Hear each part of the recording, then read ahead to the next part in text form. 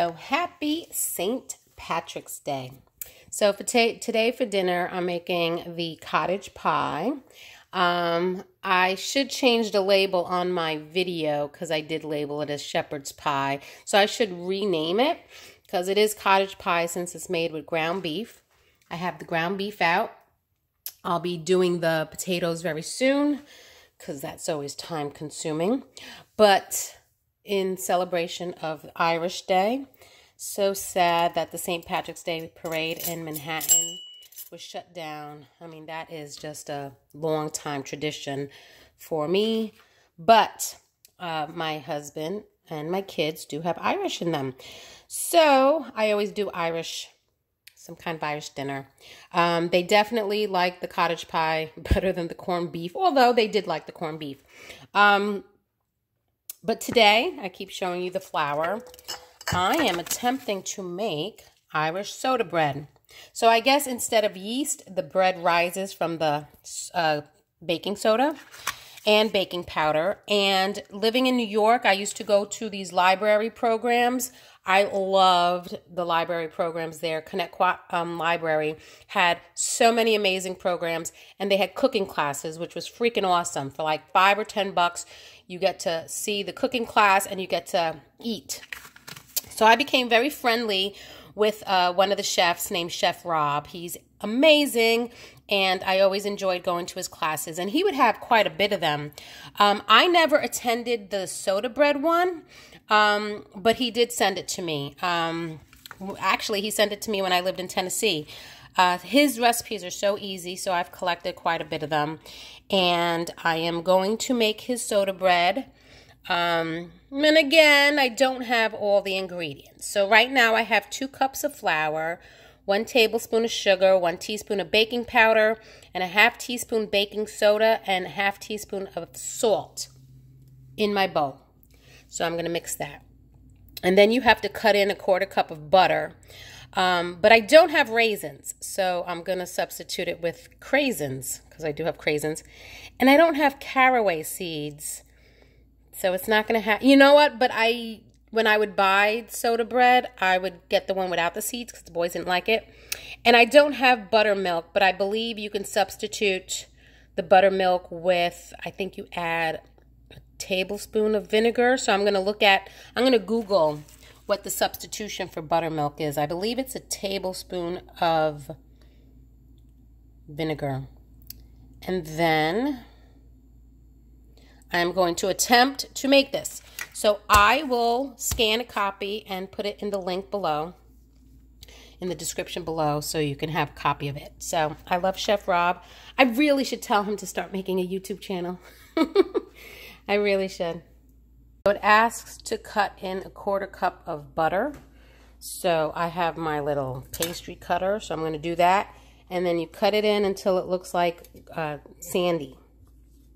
So Google said that 1 cup of buttermilk can be substituted for 1 cup of milk, whole milk, with 1 tablespoon of lemon juice or white vinegar. So I actually had half a lemon sitting there, so I squeezed it. And I'm going to make that 1 tablespoon of lemon juice in the whole milk, and then and then it says to let it sit for 5 minutes.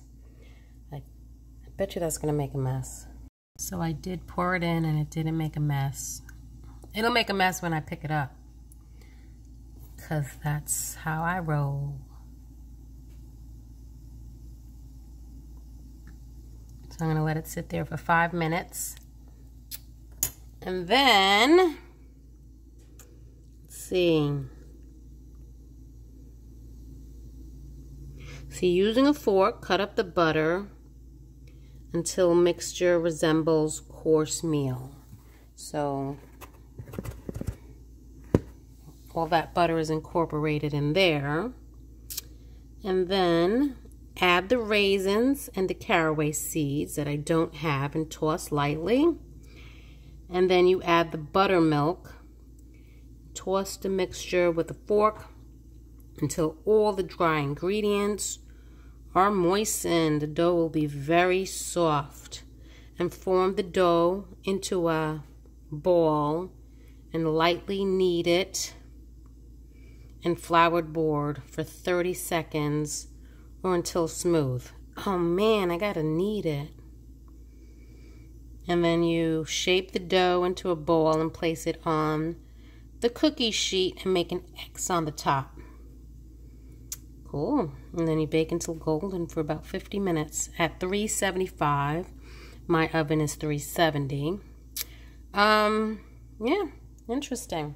So I'm going to get the craisins because that's what I have. I don't have caraway seeds, so. I always thought it was like fennel, but I guess it's caraway seeds. Asks for a half a cup of raisins, and the boys aren't huge fans of them, so I'm just going to kind of put a handful, which might be like a quarter of a cup. Craisins. Okay, maybe a little more. A third of a cup. Ooh, they're all stuck together. And then it says to toss lightly.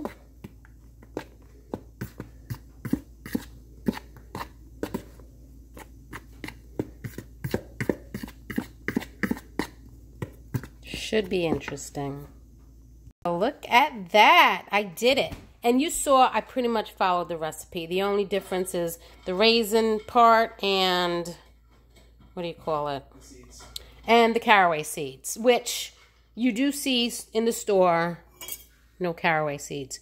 So I followed the recipe. Let's see how it comes out. But I'm going to make an X on the top.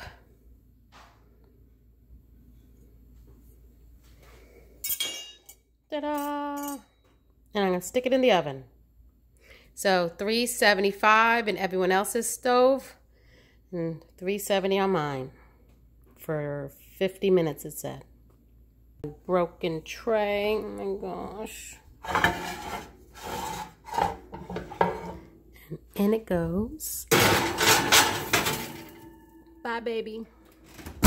Alexa, set a timer for 50 minutes. Yay. There we go. So there it is. Look at that. I actually had to put it in for 55 minutes, but I think I did well. I'll let you know how it tastes.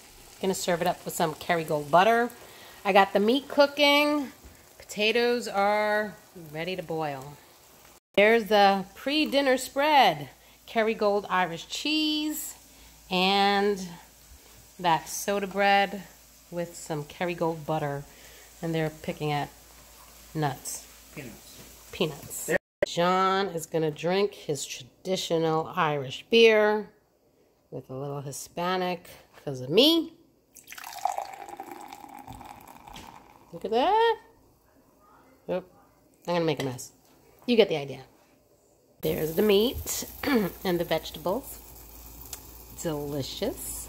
I'm going to link the recipe below that I had made before, so my video. And the potatoes are pretty much done, so I have to drain them and mash them. And there's the potatoes and the Irish cheese. I shredded the Kerrygold Irish cheese. And I have, it's going in the oven. I have it at 395 just to melt the cheese because everything is hot and bubbly already. There it is. A green mustache. Happy St. Patrick's Day, everyone.